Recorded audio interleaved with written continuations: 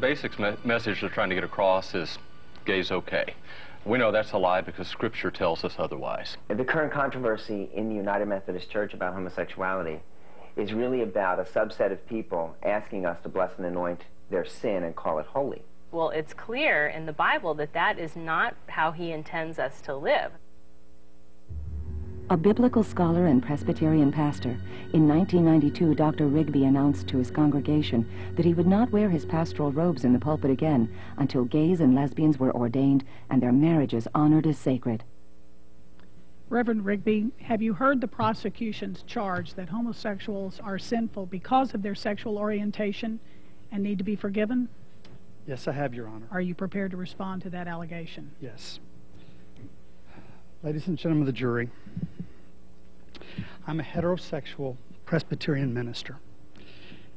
I have no vested interest in coming here today. I'm here today because people I love and respect are being falsely accused.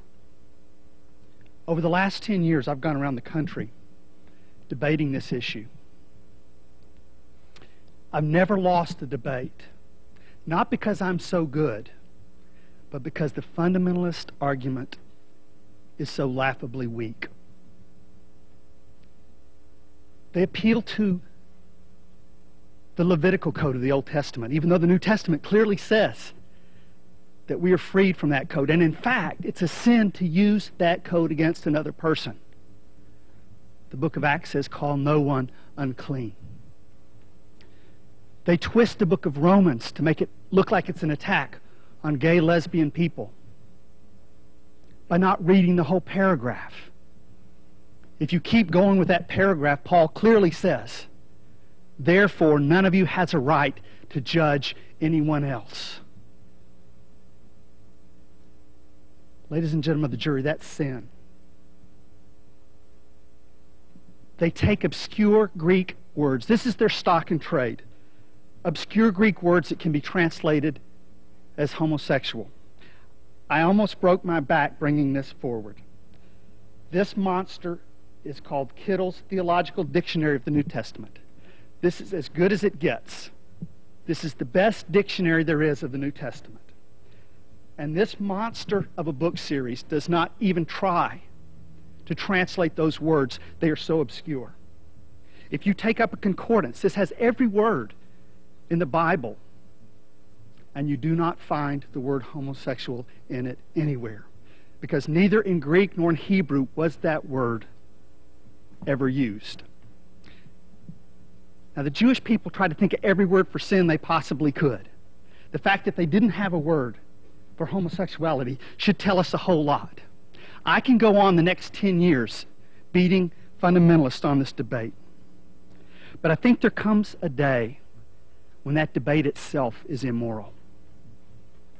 There was a time when people debated on whether black people were fully human, and well-meaning white people came into those debates.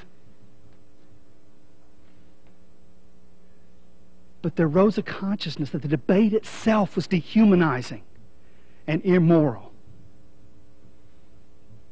Jesus Christ, who should get some kind of a vote on this issue, said that if someone can love, they fulfill the law and the prophets.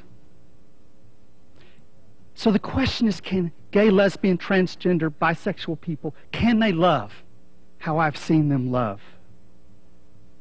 They have taught me so much about compassion, about faithfulness, about gentleness, about being a spiritual person. Now here's the irony. If the fundamentalist argument is correct, and heterosexuality is essential to the Christian lifestyle, then Jesus Christ was the worst teacher of all times, because he forgot to mention his central tenet anywhere in his teachings. Well, Jesus Christ was not a bad teacher. Fundamentalists are bad teachers, and they're bearing false witness against beautiful and innocent people. Ladies and gentlemen of the jury, please throw this case out of court. There is no evidence, Your Honor. Thank you, Reverend. You may step down.